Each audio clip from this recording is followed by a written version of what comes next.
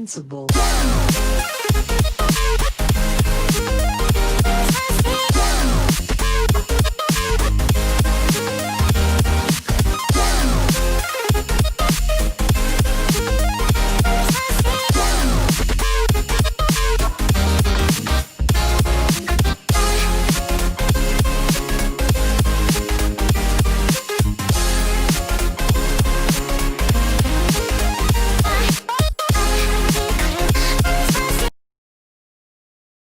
This was me right after I started my business. You see, starting my business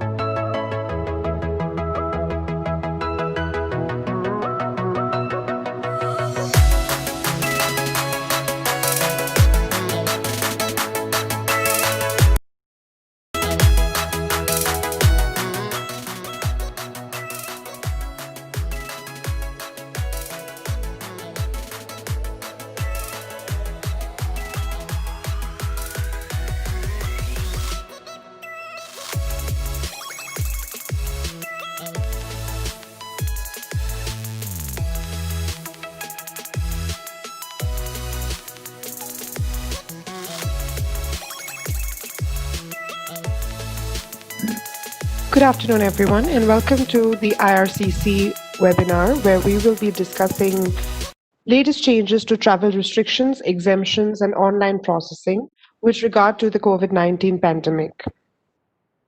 As housekeeping announcements, I would just like to mention that the webinar today will start with a presentation where we will be sharing important information. And that will be followed by a few questions and answers. Now, these questions have been collected based on the social media queries that we have been receiving over the past few days, and hence we hope that they will be able to address most of the queries that we have been receiving through you in the chat box. Just to make this clear that this webinar is not just for students, but it will cover all lines of business. So we will be talking about all kinds of travelers, whether they are holding a temporary resident visa as a visitor to Canada, as a worker to Canada, and of course, as a student to Canada. And it also includes visitors who are traveling for the purpose of family reunification or traveling for any compassionate purposes. So without any further ado, I would like to start the webinar. My name is Anindita Buragohai, and I am the Outreach Officer for IRCC in India. Once again, good afternoon, and thank you for joining our webinar today, where we will be sharing with you latest updates on travel restrictions, exemptions, and changes in VAC operations. Please note that the contents of this webinar are valid as of today. For the most current information on IRCC processes and travel restrictions to Canada, please visit www.canada.ca/immigration. The link to all our social media coordinates will be shared with you at the end of the presentation. So without any further ado, let us begin.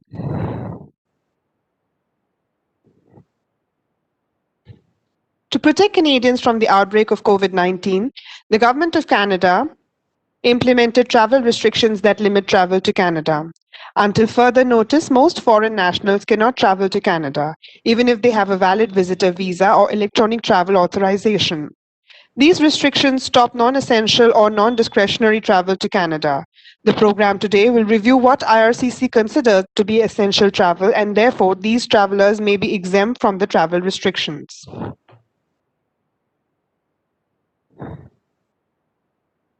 This slide is a very brief overview of the current exemptions and what is exempt as of today.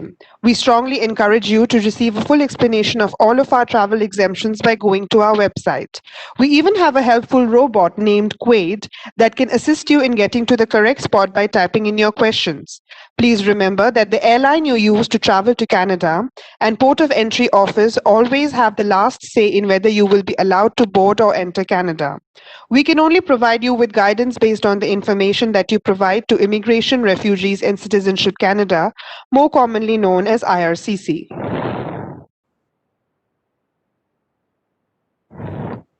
On this slide, you will see a comparative list of the requirements and exemptions you will need to keep in mind based on which category of traveler you fit into. For those who require an authorization letter, you must email the mailbox listed at the bottom of this page or of the slide.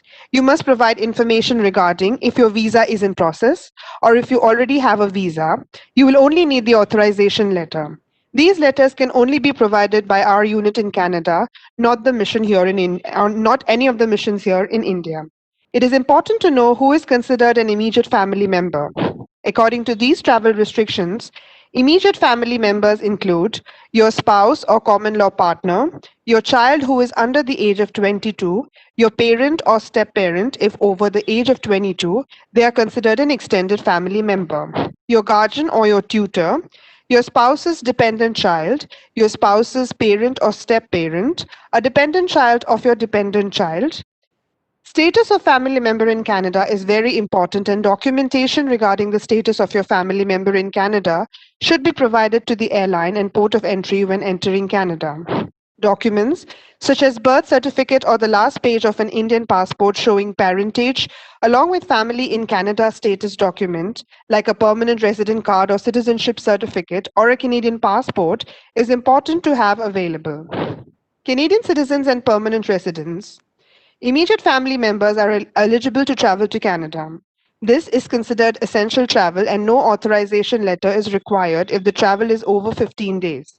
If under 15 days, you must be traveling for essential purposes, and authorization letter is required. A temporary resident in Canada whose immediate family members want to travel to Canada are eligible to travel to Canada if travel is essential. In almost all cases, an authorization letter is required. In some cases, like a study permit applicant approved and traveling with their family so that they will reside together in Canada, do not require an authorization letter. Please note that currently we are prioritizing applicants who may be exempt from the travel restrictions. Therefore, if you have applied online and are waiting an answer on your application and you meet the criteria above, you must flag how you meet the criteria by email. The IRCC COVID travel exemption mailbox. Again, the email ID is given on the slide in front of your screen. Please provide all the information required to show that you are exempt, that you are traveling for more than 15 days, that you can provide that you are an immediate family member and the status document for your family members in Canada. As of October 8, 2020, Canadian citizens and permanent residents, extended family members are eligible to travel to Canada. According to these travel restrictions, extended family members include individuals in an exclusive dating relationship with a Canadian citizen or permanent resident for at least 1 year who have spent in the physical presence of the Canadian citizen or permanent resident during the relationship, and these individuals' dependent children. Non-dependent children. Adult children who do not meet the definition of a dependent child in the Immigration and Refugee Protection Regulations. Grandchildren. Siblings, including half and step siblings, and grandparents. Foreign nationals will be eligible to travel to Canada and will not need to demonstrate that they are entering for a purpose that is non-optional or non-discretionary, as long as they are staying in the country for 15 days or more.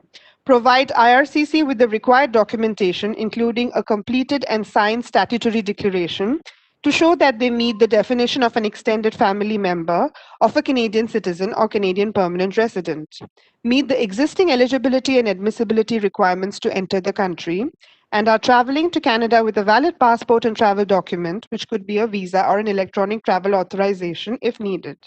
And you also must have received written authorization from IRCC to travel to Canada as an extended family member. For these extended family members seeking to travel to Canada from any country other than the United States, an authorization letter issued by IRCC is required. Moving on to the next slide. Foreign nationals are now eligible to enter Canada for compassionate reasons by providing support to Canadian citizens, permanent residents, temporary resident, or a protected person in the following situations. These reasons include being present during the final moments of life for a loved one, providing support to a person deemed critically ill, providing care to a person who medically requires support, attending a funeral or end-of-life ceremony. Provinces and territories may have additional requirements and processes that must be respected. Quarantine plans can be adjusted. An online form to be completed and sent to the Public Health Agency of Canada. Once you have the online form, you can write to IRCC COVID exemption mailbox with the form and advise that you either have a visa or require a visa. Depending on the situation, you may be biometric exempt or travel on a foil-less visa, meaning that they will accommodate you traveling without having the actual visa in your passport.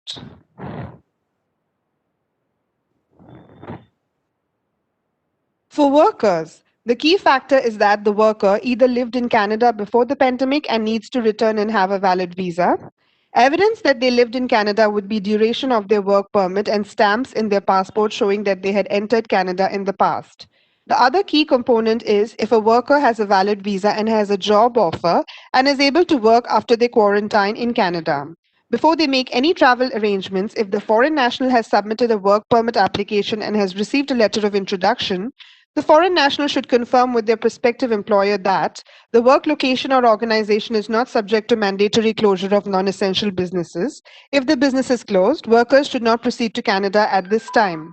If the business is open, they will be able to start their employment after the 14-day quarantine period. Travelers need to show airline staff that you're exempt from the travel restrictions. To do this, show the following documents to airline personnel when you're boarding your flight.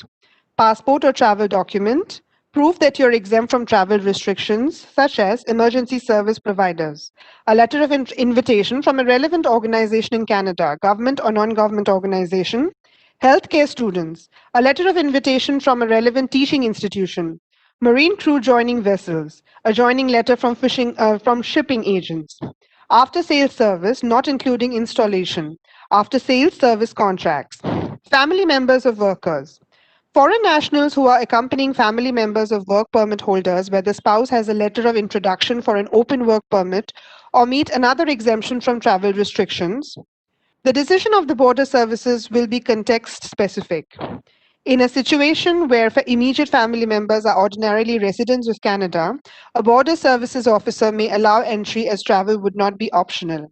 In a situation where the temporary worker is coming to do work that is critical for the Canadian economy, border service officers may examine the motivations for travel for any of the dependents at this time, particularly as schools are not open.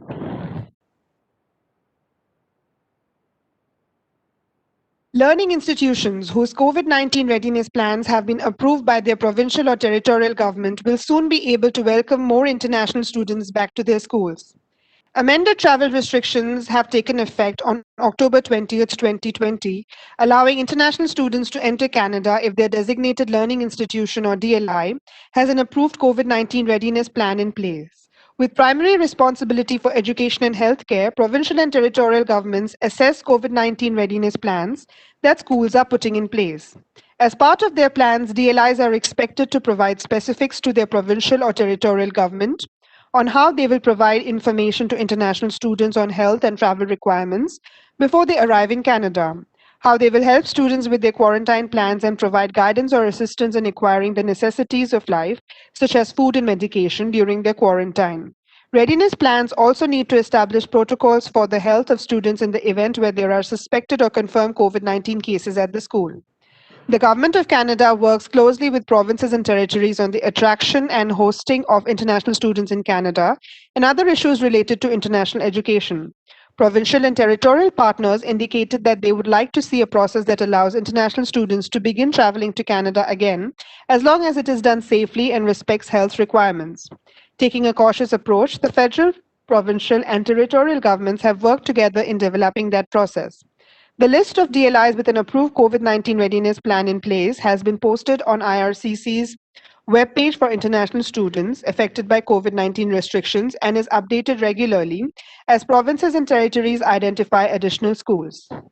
This change to travel restrictions affects all international students regardless of where they are traveling from or when their study permit was approved. Travelers should not make any travel plans until they have met all requirements and received all necessary authorizations.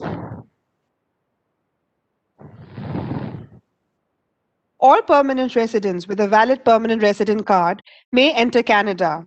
What we are talking about is a PR who do not have a card and will need a PRTD or a permanent resident travel document. You must email the IRCC COVID PRTD mailbox, and you can see that email address on the slide in front of your screen. And you have to mail with your PRTD application forms an online fee payment receipt. A file will be created for you based on your email submission. If your application is approved, you will receive a request to submit your passport for a PRTD counterfoil to be inserted.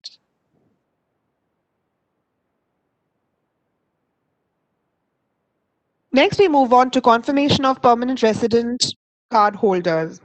What if your COPR has not expired? In this case, you are exempt from the current travel restrictions and can come to Canada if you have a valid COPR and the COPR was issued on or before March 18th, 2020, or the COPR was issued after March 18th, 2020, and you are an immediate family member sponsored by a Canadian citizen or a permanent resident. Note that grandparents are not considered immediate family members and cannot come to Canada at this time. In case you have an expired COPR, you can only travel to Canada if you are willing to settle now, not land in Canada, and can provide evidence that you plan to settle down. We know many of you have submitted the web form and your authorizations are being provided and centralized in Canada, as mentioned earlier in the presentation, and not at any of the missions in India. We appreciate your patience as we work through the large volume of expired COPR holders. At this time, family class applicants are being prioritized.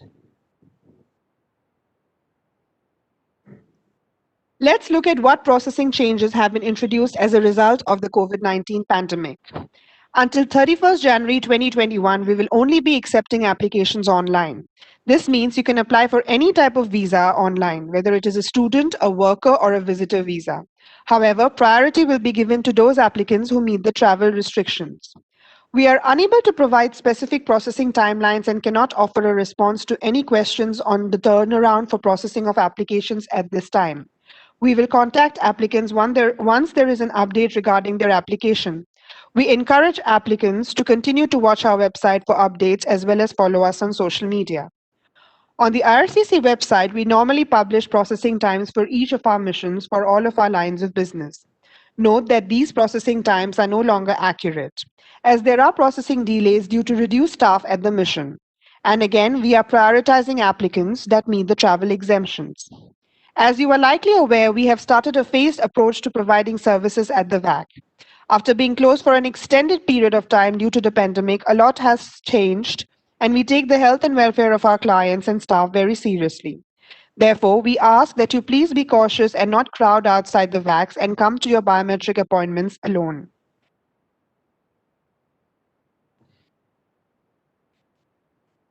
VFS is now accepting appointments for biometrics for students. Many students require biometric appointments, and we are asking for your patience as biometric appointments are being rolled out incrementally. At this time, only students and family class permanent resident applicants will be prioritized for biometric appointments. Therefore, family members of students may have to wait. Visit the VFS website and follow us on social media for updates to VAC priorities. We understand that there is a huge demand for biometric appointments. Currently, we are prioritizing family members being sponsored to Canada as well as student applications. The VAC has already booked over 40,000 biometric appointments. We were unable to provide priority for those who have enrolled in classes in January session and from an approved DLI. Given the volume of emails and requests received, it was impossible for the VAC to further triage appointments based on enrollment dates. Our priority was to get as many people their appointments as possible. This may mean that not all students will receive their study permit for the January session. Please note that you may study online and DLIs are still offering classes online. Once you obtain your study permit, and if you are from a DLI with an approved COVID readiness plan, you may travel to Canada. If your DLI is not on the approved provinces and territories list, we will only finalize applications which result in a refusal. If you meet eligibility requirements, your application will not be approved for a visa until travel restrictions are further amended or lifted.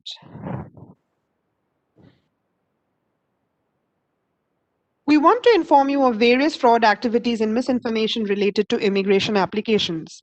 We strongly advise you to scan the QR code on the screen for more information. Protect yourself. If it sounds too good to be true, it probably is. Never share your personal information with unauthorized strangers. Fraudulent websites and scams. Websites may claim to be official Government of Canada sites. They do this to trick people into paying them money. Email scams. IRCC will never send you an email from a private address. The latest issue is emails that appear to be coming from our office but are actually coming from a scammer. Learn how to expand the headings of the email address you receive to find out who the email is actually coming from. Telephone scams. IRCC will never ask you for any sort of payment by telephone. All fees must be paid online through our website.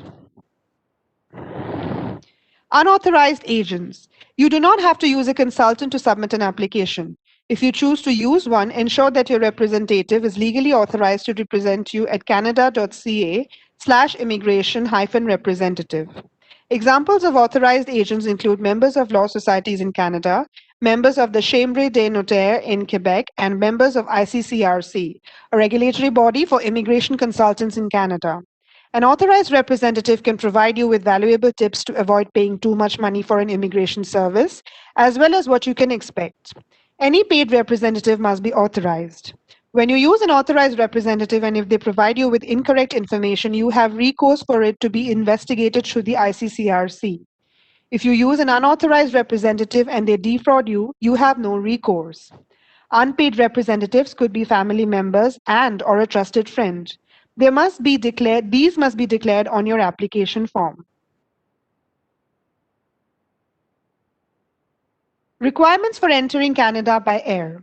As of November 21st, 2020, if you're flying to Canada and as your final destination, you must use the ArriveCAN app to submit your travel and contact information quarantine plan, unless exempted under conditions set out in the mandatory isolation order, and you must also have a COVID-19 symptom self-assessment test taken.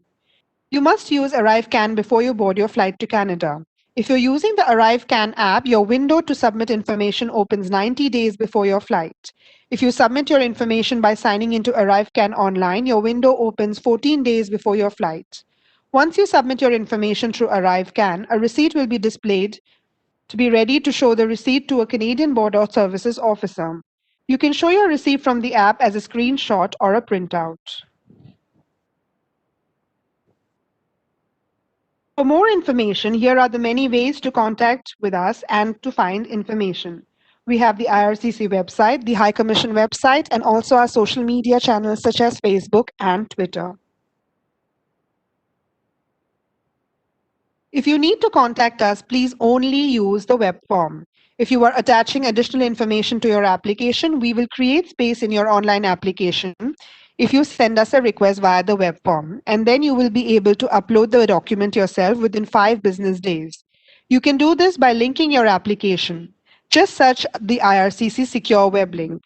The other email addresses listed on the slide have been covered in the presentation, but these are just mentioned again for your information, and if you want, you can take a picture of this or a screenshot of this.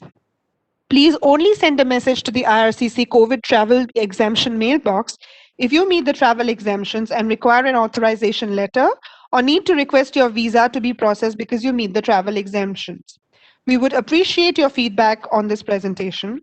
Feel free to comment on our Facebook page regarding how we can improve on our communication going forward, as well as what other topics you would like us to cover in our presentations going forward. And with this, we come to the end of the presentation part of our webinar today. We will now, as mentioned at the beginning, be taking up a few very frequently received questions over our different social media channels and on email. And to answer those questions, we have with us Ms. Jackie McLean, who is the manager for our Client Services and Exceptional Cases Unit. So, Jackie, welcome to the webinar. And without any further ado, let me ask you a very frequently asked question, which has been coming in recently. The VAC biometric appointments are not available even after weeks of waiting. So, how do our clients know when the next VAC appointments will be made available? Thank you, Anandita, and I'm hoping, can you just confirm that you can hear me? Yes, we are able to hear you. Thank you. So what we're doing is we're reevaluating how many people have signed in for their VAC appointments and what our current inventory is of student and family class members. Based on that, we are trying to release appointments and will advise via our social media when more appointments become available.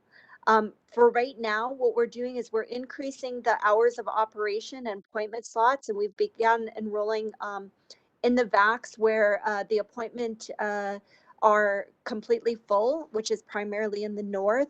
We've also and are going to be opening on Saturdays. Therefore, we know that there is a certain amount of need in certain VACs, whereas other VACs, the appointments are not completely full. So what we will be releasing appointments, and we're looking at strategically doing that perhaps in areas where we can accommodate more appointments. So please stay tuned and look on our social media website to see when more appointments may be released. Thank you, Jackie. The next question is also pretty much related on this lines, but maybe you can throw some specific light on it because this is also coming in a lot. Given that now students are exempt to travel to Canada, when will VAC appointments be available for their spouses for who have applied for open work permits or plan to apply for open work permits? Again, what we're planning on doing is releasing spots based on priority. And that might differ depending on where it is in India, given that some of our VACs are completely booked up until, at least the end of January. We will look at different areas where we can open up more slots. But given that we just recently opened up and extended the hours in certain places, we are looking to see how that will be able to accommodate more of our priority students and family class. So I cannot give you a specific date at this point in time, but please watch our website so that we can provide you with as much information as possible. Thank you, Jackie. The next question is with regard to COPRs. So the question is, if someone has an expired COPR and they have written to IRCC for their authorization letter and they have still not received it, so by when can they expect to receive their authorization letter? Once again, we cannot provide an exact time frame because every case is a little bit different. But I do see the many requests for expired COPRs to be allowed to travel to Canada.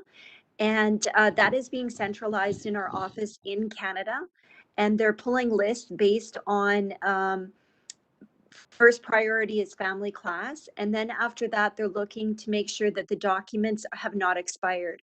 So it could be that you may have an expired medical, an expired police certificate, and you won't be able to travel until you have updated that and receive after that an authorization letter. So again, I cannot provide a specific time because every case is different, but I know that they had an enormous, as you can imagine, with the travel restrictions being in place for such a long time in different countries with different periods of lockdown, that there was a significant inventory. So that is still being worked on. I know that there's been a lot of positive results lately with a lot of people receiving their authorization letters. And again, this is only for applicants that can go to Canada and are prepared to settle. I know there's many of them, and I know many of you have booked your accommodations, even purchased houses, have employment, and definitely our office in Canada is looking at all of that to see whether or not you are able to travel to Canada at this time. Thank you, Jackie. The next question is with regard to the biometric instruction letter. So if someone has a letter which has now expired and has crossed the 30-day limit, are they still able to submit their biometrics now? Yes, they are. Absolutely. The biometric instruction letter is an automatically generated letter, and it'll have the time frame on it. However, we never planned for this pandemic to happen. So obviously, we know that in many places, such as in Mexico, where the VACs are still closed, India, where they're only open for biometric appointments, and there is a large inventory to go through, it's going to take people some time to be able to book their appointment. So please disregard the time frame provided on the letter. You will be able to use that letter. You don't need another one. And I just want to comment at this time as well that goes for your passport request letter. There will be a time frame on your passport request letter. We recognize that it is going to take some time for the two-way courier to contact you, for fees to be paid, for them to pick it up, especially if you're in a containment zone where the courier services are not available to pick up your passport. So please disregard the time frame provided. You don't need a new letter, and you will be able to use that to obtain those services. Thank you, Jackie. I hope that was helpful for our audience. The next question is again with regard to biometrics. So, and this is also coming in our chat in the webinar right now a lot. So they're asking if they can go ahead and submit the biometrics from another country outside of India. Yes, you can. You can submit your biometrics in any country. Why we're trying so hard here in India to open up as much as possible is so that we can restrict the movement of people. So we're not encouraging people to go to even other VACs where appointments are available in India. We're hoping that you will be able to be accommodated in your current location. So we certainly don't want to encourage you to travel to another country while we're trying to contain the spread during a pandemic. It is possible, but it is not encouraged. As well, once you complete your biometrics, you still have to come back to India, I would imagine, because there's going to be a certain period of time before your application will be decisioned. So in the meantime, you have to come back and still have that place where you would be requested to provide your passport. So we would just like for people to take that into consideration. I know everybody's extremely anxious and had plans to go to Canada, and this is a very disruptive time. It's a disruptive time for many people, and I can absolutely empathize with our clients. So please keep that in mind. We are doing our best to make sure that designated learning institutions continue to be able to offer classes online should students be able to continue their studies. And we know that not everyone will be able to get to Canada for their January enrollment, which again will be extremely disappointing for many. But we are working hard and to open up the VACs as much as possible, but we do need your help. We need you not to crowd in front of the VACs. We need you to wear your masks, to sanitize. The reality is if we have cases within the VACs, we are going to have to close them. So it's very, very important that we keep our clients and our staff safe. So please make sure that you're using those precautions. Thank you. Thank you, Jackie. The next question is with regard to a death in the family or someone, a close family member suffering from a critical illness. So in a situation like this, if a family member needs to travel to Canada from India, under what kind of exemption should they apply for their visa? So now it is a two-step process. So basically you have to receive approval from the Public Health Agency of Canada. And the reason for that is, say, for example, you have a tragic situation where your son or your daughter has passed away in Canada. Obviously, there might be a significant reason for you to be in Canada and to be there to assist with the funeral or last rites. And so in this process of applying for your exemption, they will also look at exemptions for you to leave the quarantine period of 14 days. So that's why it was implemented to first go to receive Public Health Association certificate to indicate why you must go to Canada. Okay, and then after you receive that certificate, you can write to the COVID exemption mailbox. In it is very important that you put in the subject line PHAC approval. They are looking at those cases first to see whether or not you have approval. Then after that, what they will look at is, do you have a current visa and you're just waiting for the letter? If that is the case, they can provide you with the letter. The second thing they will look at is, do you have an application in process and what stage is it at? Depending on the severity of the situation and how close of a relative it is that has this situation in Canada, they will look at whether or not they can provide a biometric exemption or whether or not they can issue a FOIA-less visa. So it's all being centralized at our office in Canada, and it's very important that you follow those steps. I know in a time where you're dealing with tragedy and you're not thinking about paperwork, this can be an extremely excruciating process. However, it's very needed in order to get the type of assistance that you will require once you go to Canada under the, in this unprecedented time and under unfortunately very tragic circumstances.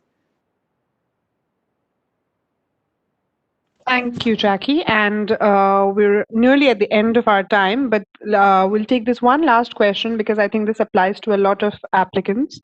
So if someone has submitted their medicals quite a long time back, they have a valid visa, but their medicals seem to have expired. So can they travel to Canada if they are exempt as per the current travel restrictions?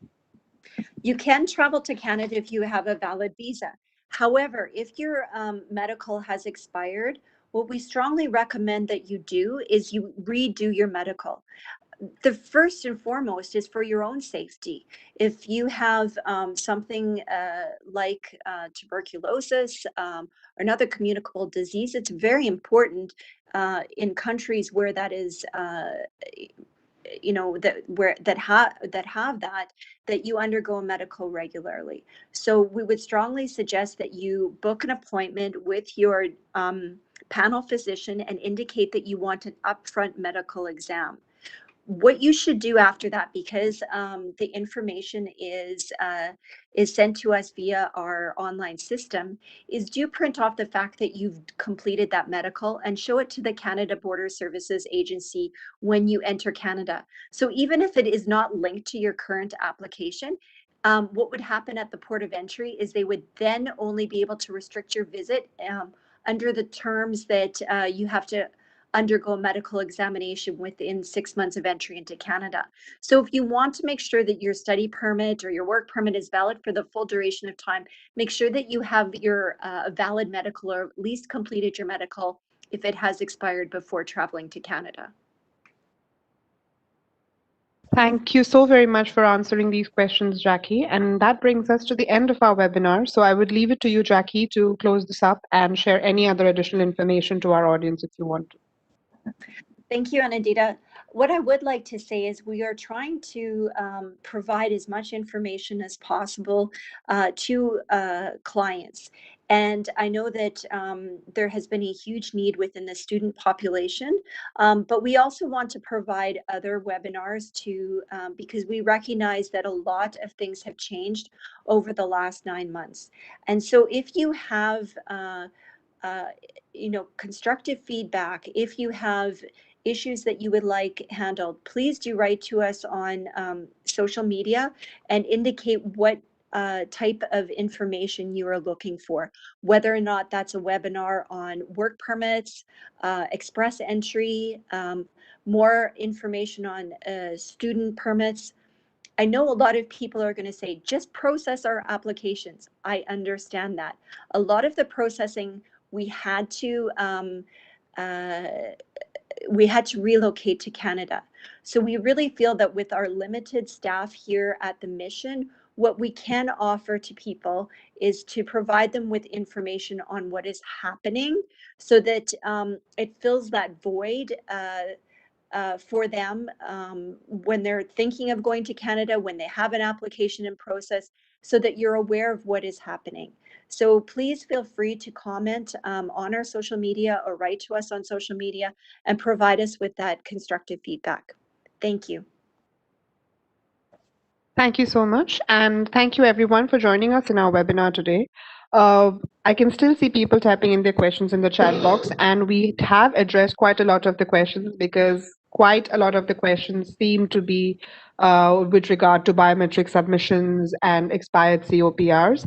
And we will also make sure that we update information on our social media pages based on the queries that you have sent to us on the chat box today. And as Jackie mentioned, please continue sending your queries to us. And based on that, we put together our list of frequently asked questions, and we also put together our messages on social media. So we would love to hear from you. Have a good day, all of you, and please stay safe and take care. And do look out for our next webinar for updated information. Thank you so much.